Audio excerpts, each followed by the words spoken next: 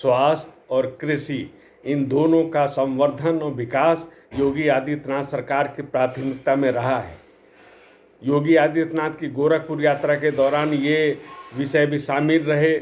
उन्होंने यहाँ पर विशेष संचारी रोग नियंत्रण अभियान का शुभारंभ किया। प्रतिवर्ष सरकार इस तरह का एक जागरूकता का अभियान संचालित करती है। उसके बहुत सकारात्मक परिणाम हुए हैं कि जो संचारी रोग इस समय जो बढ़ते हैं उनको नियंत्रित करने का, रोकने का एक बहुत बड़ी सफलता प्रदेश सरकार को मिली है। विगत 6 वर्षों में ये देखा भी गया है। एक प्रकार से ये योगी और मॉडल का जो एक विशेषता के रूप में यह भी तत्व इसमें शामिल हुआ है। सब जानते हैं कि पूरा का पूरा पूर्वी उत्तर प्रदेश 40 वर्षों तक जापानी मस्तिष्क के प्रकोप से पीड़ित रहता था, और आज जो योगी आदित्यनाथ ने जिस प्रकार के प्रयास इस दौरान किए हैं उनसे यह रोग लगभग नियंत्रित हो चुका है, उसका समापन हो रहा है, समाधान हुआ है। और इतना ही नहीं तो योगी आदित्यनाथ ने कहा कि बहुत जल्दी ही इस जो इंसेफेलाइटिस का जो प्रकोप है उसको पूरी तरह समाप्त होने की घोषणा भी सरकार के द्वारा की जाएगी।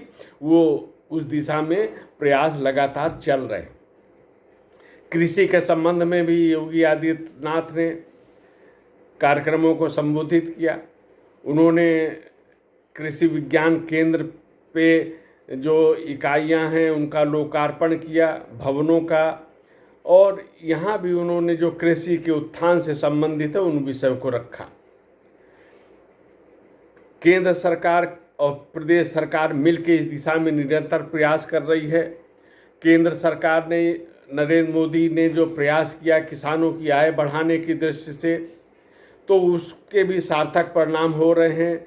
मृदा परीक्षण का कार्य हो, चाहे कृषि विज्ञान केंद्र का हो, किसान सम्मान निधि का हो, ये सभी काम किसानों की आय बढ़ाने में सहायक हो रहे हैं।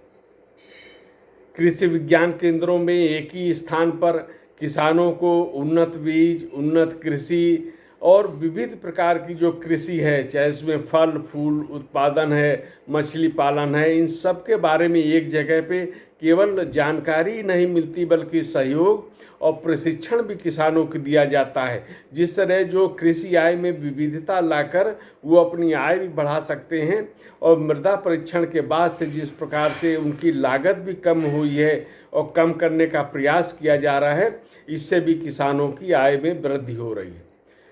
न्यूनतम समर्थन मूल्य में सर्वाधिक 1.5 गुना वृद्धि करने का कार्य भी नरेंद्र मोदी सरकार ने किया। प्रतिवर्ष किसानों को 6,000 रुपये की किसान सम्मान निधि प्रदान की जा रही है, और इससे भी किसानों को, जो खासकर तो छोटे किसान हैं, उनको बहुत राहत मिल रही है।